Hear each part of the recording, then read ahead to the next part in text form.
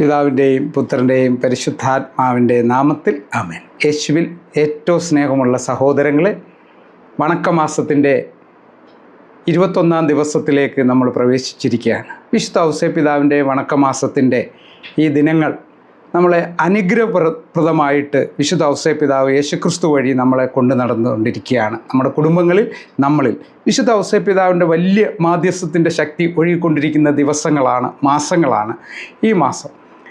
ഔസേപ്പിതാവിനെ സംബന്ധിച്ച് ജീവിതത്തിൽ പ്രശ്നങ്ങൾ കേൾക്കുമ്പോഴോ അല്ലെ ഉണ്ടാകുമ്പോഴോ ഹൃദയം അസ്വസ്ഥ ആകാറില്ല.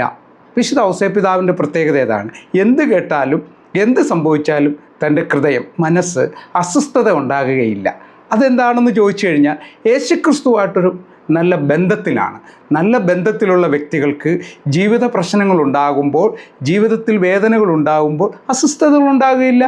അതുകൊണ്ടാണ് യോഹന്നാൻ്റെ സുവിശേഷം 14-ാം അധ്യായം 1-ാം തിരുവചനം നമ്മളെ ഓർമ്മപ്പെടുത്തുന്നു. 14:1 നമ്മളെ ഓർമ്മപ്പെടുന്നു, നിങ്ങളുടെ ഹൃദയം അസ്വസ്ഥമാകണ്ട, നിങ്ങൾ ദൈവത്തിൽ വിശ്വസിക്കുക. ദൈവത്തിൽ ആശ്രയിക്കുന്നവർക്ക് ഒരു അസ്വസ്ഥത ഉണ്ടാകില്ല. വിശുദ്ധ ഔസേപ്പിതാവിൻ്റെ ജീവിതത്തിൽ പ്രതിസന്ധികളെല്ലാം ഉണ്ടായപ്പോൾ ഒരു അസ്വസ്ഥത ഉണ്ടായില്ല.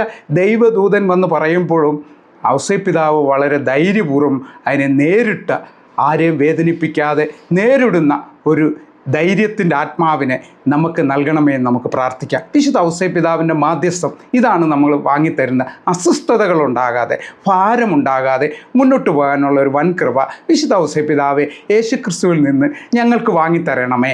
ദൈവം നമ്മളെല്ലാവരെയും സമൃദ്ധമായി അനുഗ്രഹിക്കട്ടെ. വിശുദ്ധ ഔസേപ്പിതാവിൻ്റെ വണക്കമാസത്തിൻ്റെ എല്ലാ അനുഗ്രഹങ്ങളും നമ്മുടെ കുടുംബങ്ങളിൽ ചൊരിഞ്ഞ് അവിടുന്ന് നമ്മളെ സംരക്ഷിക്കുമാറാകട്ടെ. പിതാവിൻ്റെയും പുത്രൻ്റെയും പരിശുദ്ധാത്മാവിൻ്റെ നാമത്തിൽ ആമേൻ.